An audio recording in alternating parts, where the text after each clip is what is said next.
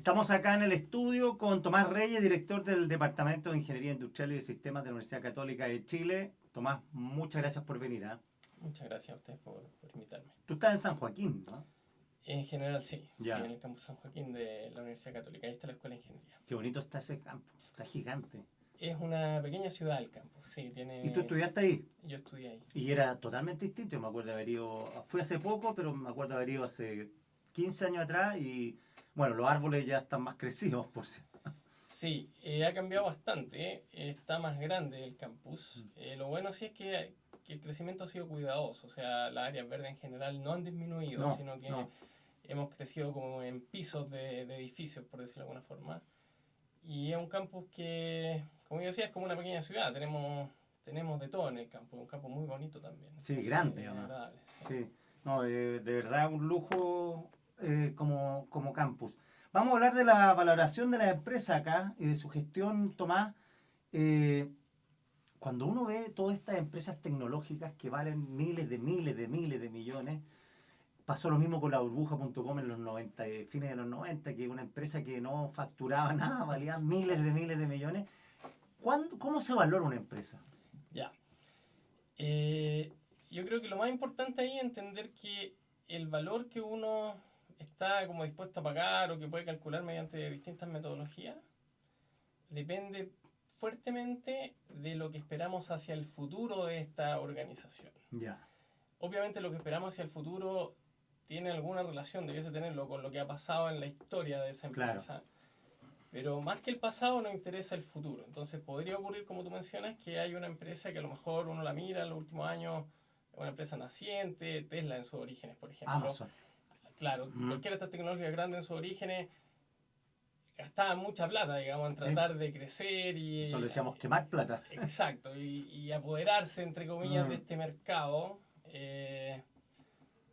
Con la expectativa de ser los líderes hacia el futuro. Y entonces la valoración del mercado financiero mediante estos métodos, si es que los proyectaba realmente como líderes, aun cuando hoy estuviesen gastando más que quemando mm, tal vez mucha plata para tratar de generar ese crecimiento futuro, podía llevar a valoraciones muy altas, mm. sí, en base a la expectativa que tenemos hacia adelante. Y ese hacia adelante, ¿cuánto se define? ¿Son 20, 30 o es variable? Ya, uno de los métodos más usados lo que hace es proyectar hacia adelante por toda la vida, por lo menos esa es la idea de la empresa, el flujo de caja que esta empresa va a producir. O sea, Ya.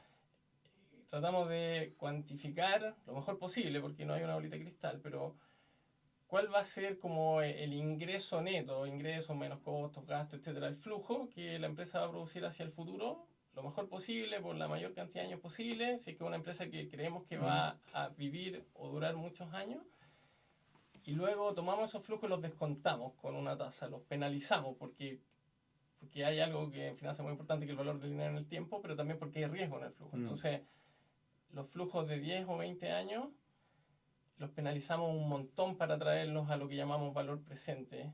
Y la suma de esos flujos descontados es lo que al final permite calcular el valor de esa empresa hoy. Entonces, la mayor cantidad razonable de flujos posible y los penalizamos. Ahora, ¿cómo lo hacen, por ejemplo, este caso estudiado Kodak, Uh -huh. que era una empresa, una de las mayores de fotografía del mundo, pero nadie podía pispear o adelantarse a que iba a venir un cambio rotundo en el mundo? Sí. Entonces, esos flujos que se armaron en su tiempo, no, o sea, el tipo no podía ser un predictólogo de que iba a cambiar todo. Entonces, ¿qué pasa ahí?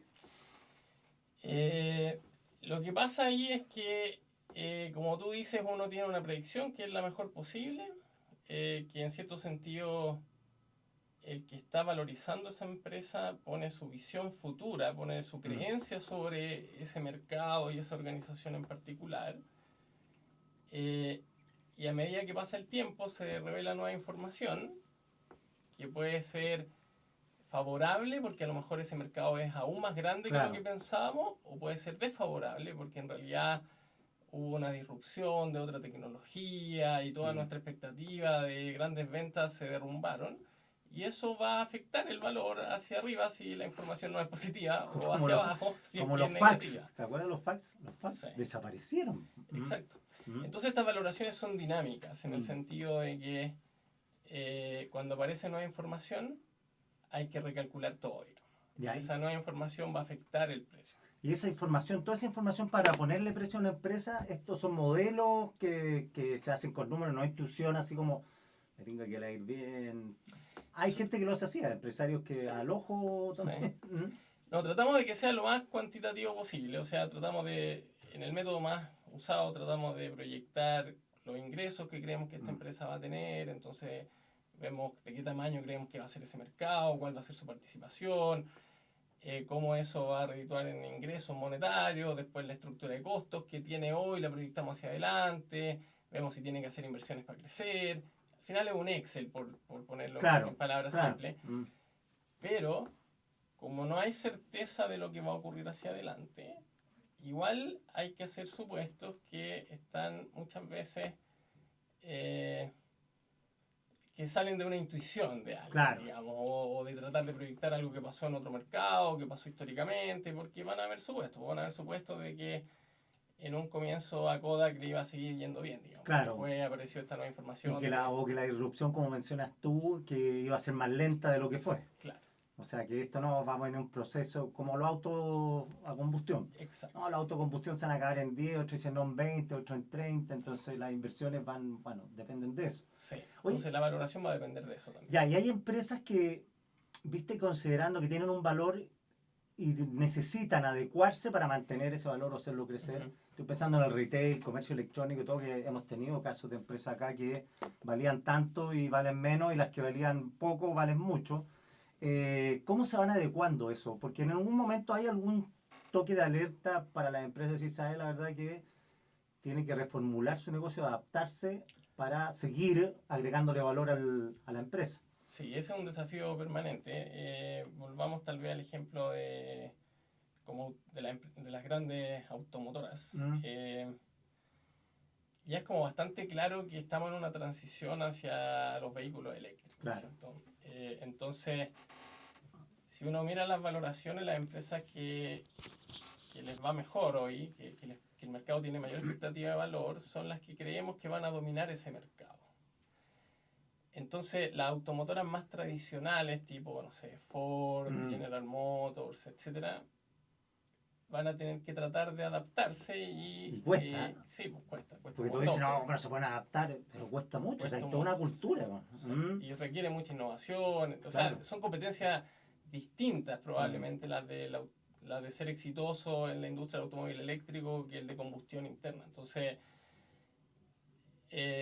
las empresas que el mercado ve como menos probables que se adapten por las señales que han dado, por dificultades que el mercado cree que pueden tener, son las que van a tener valores más bajos. Y hubo un tiempo en que Tesla valía más, por ejemplo, que todas las tradicionales, aun cuando las tradicionales vendían mucho más en número de unidades, etcétera, pero era expectativa futura, era pensar, no, en unos pocos años más, no sé tampoco, pero en algunos años más, ya no van a haber automóviles de combustión interna, va a haber solo auto eléctrico, y Tesla se veía como el eventual líder de ese mercado. Hay gente que igual hoy día lo cuestiona un poco más, Claro.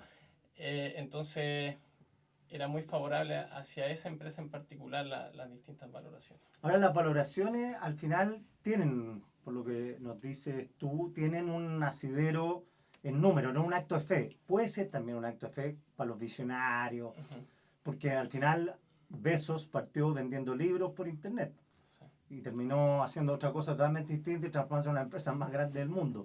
Entonces ahí había algo de un norte que los inversionistas decían, los números no calzan la valoración con lo que estáis vendiendo, pero yo te creo. Hay otros que creyeron y no les resultó. Yahoo. Sí. Es una mezcla al final. O sea, la metodología es cuantitativa, pero requiere o esos números plasman una visión futura. Claro. Que es la que está transmitiendo probablemente el líder de esa empresa y que el mercado le puede creer o no. Pero si yo valorizo una empresa X y la valorizas tú, no nos va a dar el mismo número. Porque, aun cuando los dos seamos expertos en valoración, porque a lo mejor yo preveo que le va a ir un poco mejor que lo que prevés tú, y eso va a hacer que el valor que yo le asigno, que creo que le va a ir mejor que tú, sea un poco más alto que el tuyo. Y al final, gracias a eso hay transacciones también en el mercado, porque hay distintas personas valorizando esta empresa y algunos tienen distintas expectativas, entonces algunos están dispuestos a comprar o vender a distintos precios, básicamente. Si Claro. no, la acción de la empresa no se transaría tan fácilmente. Claro, Marcos Galperin de Mercado Libre contaba en una entrevista que a ellos los compró eBay, Ujú. porque ellos habían comprado en Mercado Libre el modelo eBay y al final eBay terminó haciéndose una pasada con ellos y Mercado Libre terminó siendo mucho más caro que eBay. En ese proceso, las valorizaciones de las empresas te ayudan a poner ciertas alertas respecto si tu negocio a futuro tiene asidero o no. Uno, a ver, en la práctica estas valoraciones se usan muchas veces para rondas de inversión o para calcular precios de empresas que transan en bolsa y compararlos con el precio de mercado. Entonces, en cierto sentido, igual si la empresa se transó, si hubo una ronda de inversión donde se tuvo que valorizar la empresa o si la acción de la empresa transa en bolsa, observar ese precio también revela información de la empresa. Es Claro, como, es lo que el mercado cree, ese es el valor que el mercado, que todos los actores está del dispuesto a mercado en pagar, equilibrio que es lo importante. asigna a esta empresa. Claro, Y efectivamente se asigna un gran valor es porque hay una expectativa general positiva y si es que el mercado asigna un valor muy bajo es porque en realidad no le creemos claro. a ese modelo o Y a ese siempre hay una negocio. apuesta ahí. Siempre hay una apuesta, Y sí. siempre también depende de esos que ponen el precio, que están dispuestos a pagar, confían en el liderazgo, en el emprendedor, Sí, el futuro del negocio, bueno, y además echan distintas fichas, a algunas les resulta y a otras no. es correcto. Mm. Ay, Siempre qué hay una rico cuando te apuesta. resulta. Y estos modelos siempre uno le hace análisis de riesgo igual. O sea, uno, como hay supuestos, uno ve qué pasa si en realidad estos supuestos de crecimiento no son los adecuados, qué pasa si en realidad crece menos. ¿Cómo afecta eso el valor que yo calculo? Entonces, igual parte relevante de la metodología es como hacerle sensibilidad a la valoración. Ya, Porque perfecto. como no hay bolita de cristal, vamos a tener un número estimado lo mejor posible, pero tratamos de ver qué tan variable es, qué tan robusto en cierto sentido o no es ese número que estimamos Claro, en relación a los supuestos que pusimos en el modelo. claro, Sí, porque de repente las empresas más chicas, las nuevas, las startups, te dicen venta, no, vamos a vender de aquí a 100 millones de dólares. ¿Mm? Y una quimera, o sí. ¿Mm? claro, y uno puede usar los modelos también para saber qué es lo que tendría que ocurrir en relación a los supuestos futuros para que ese valor sea correcto. O Claro, sea, como hacer la ingeniería reversa en cierto sentido. claro, Entonces, para que dé 100 millones de dólares, porque yo no sé si creerle, tendría que, no sé, doblarse las ventas todos los años por los claro. próximos 30 años. Que ¿Es altamente eso improbable. razonable o no? ¿Ya? Claro. Entonces, también podemos usar los Pero puede modelos para ser, pero eso. lo más probable es que no sea. Exacto. Oye, Tomás, hemos tenido a varios colegas tuyos acá, la decana también. ¿Cómo ha sido tu experiencia? Lo conversábamos fuera de micrófono, de director del Departamento de Ingeniería Industrial y de Sistema, que es gigante, es grande, de la Católica, que es la mejor universidad de Chile, en el fondo. Ha sido bien intenso. Ya, También yo creo que yo he aprendido harto en el proceso y enriquecedor. O sea, es un servicio también al departamento, a la escuela, a la ¿cuántos alumnos universidad. tienen ustedes de pregrado? La Escuela de Ingeniería este año va a graduar 800 y algo estudiantes, de los cuales más de la mitad son ingenieros civiles industriales. Ya. Entonces, Y de ese grupo se están yendo muchas empresas, emprendimientos. ¿Cómo? Siempre lo pregunto, me llama la atención si hay una rotación de gente que quiere no irse a las típicas empresas, sino que armar algo. sí, yo diría que ese grupo ha ido creciendo en el tiempo. Ya, El grupo de alumnos que busca más emprender, por decirlo de alguna claro. forma, o está mucho más interesado en trabajar en una startup, en una Mm, empresa no tan tradicional y grande como a lo mejor hace 20 años la mayoría quería irse a una claro. empresa más, Que más de hecho lo iban a, establecida. lo iban a Claro. buscar Sí, a los alumnos. sí, ¿Es cierto eso que los alumnos buenos los van a buscar o no? sí, eso es cierto. Qué rico debe ser eso. Sí, sí, tenemos mucha suerte en ¿Sí? ese sentido. Siempre hay mucho interés de distintas organizaciones por tener algún tipo de vínculo con la escuela, con el departamento, y hay canales que también permiten que ellos muestren su oferta de valor, digamos, Ya. en términos de empleabilidad de nuestros estudiantes. Porque salen de ¿cuántos años? ¿20 y tantos? ¿27? ¿26? 23 probablemente, 23, 24. Diría. Ah, Sí, más porque la chicos. carrera dura 5 años y medio. Ya, Y entrarán a los 18, 19, ¿no? ya. Oye, o sea, los 23, 24 que te vayan a buscar Sí. significa un buen aliciente. De hecho, también hay algunos estudiantes que después de la licenciatura, que son los primeros 4 años, ¿Ya? se emplean. Y hay otros que, la mayoría en realidad sigue el título que requiere de los 5 años y medio, ¿cierto? Y hay varios también que conectan con programas de posgrado, con magíster, con Ah, claro. doctorado. Hay opciones también de como de carreras paralelas. Es bien amplia la gama de salidas, siendo todavía la más grande probablemente el título de ingeniero civil industrial, en nuestro caso con algún diploma. Oye, ¿el número de mujeres que está estudiando ingeniería civil industrial? 30 y algo por ciento. Ya, También antes eso era mucho más bajo, ¿no? antes era mucho más bajo, sí. Yo creo que ahí también hay una tremenda labor de nuestra decana, Loreto Valenzuela, Claro. que ha estado obviamente también empujando temas súper relevantes como la diversidad, la inclusión, tratar de disminuir la brecha de género. Me contaba que de los mejores puntajes fueron mujeres. Si este año las 3 personas que ingresaron con mayor puntaje en ingeniería UC fueron mujeres. Sí, por eso me contaba ella cuando vino acá. Eso Buenísimo. notable, así que... Oye, Tomás, para adelante, ¿cuáles son los desafíos de un departamento de ingeniería industrial de una universidad tan importante como la Universidad Católica, con todos los cambios que están pasando en el mundo?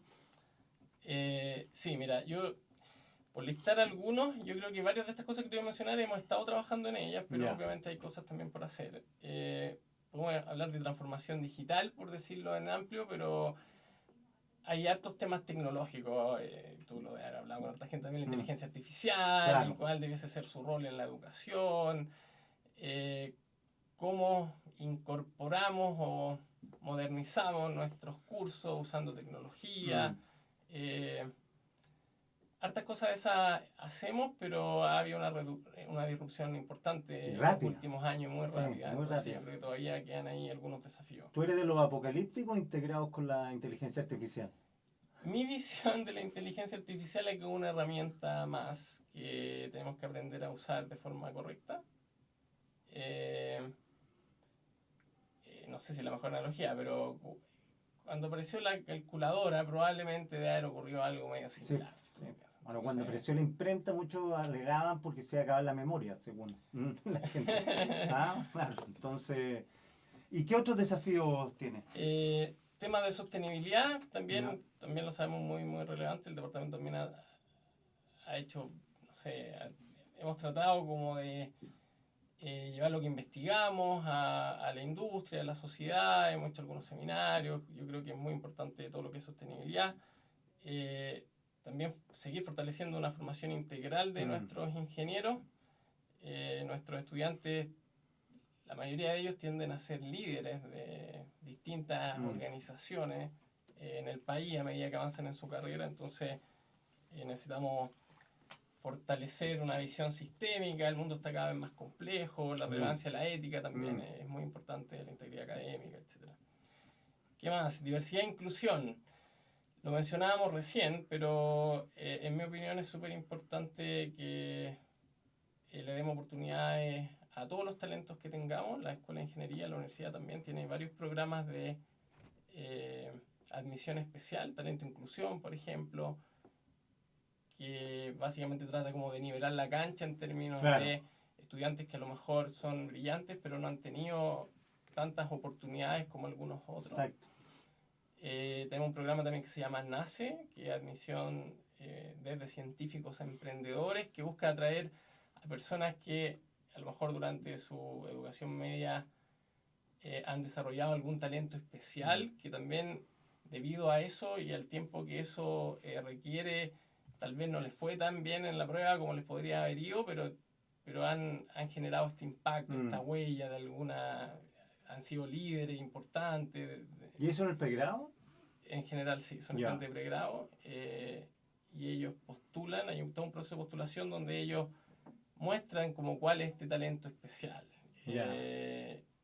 Y eso les genera, entre comillas, ciertas facilidades, respecto a la forma más tradicional de entrar a la escuela, qué que es buena el esa puntaje. idea, ¿eh? Es ¿ya? muy buena esa idea, sí. Es muy buena esa idea, Mm. sí. Y también, como lo mencionábamos, disminuir la brecha de género, más mujeres en carreras STEM y diversidad en general. Yo creo que hay un desafío que hemos ido trabajando y han mejorado un poco los números, pero queda todavía por hacer.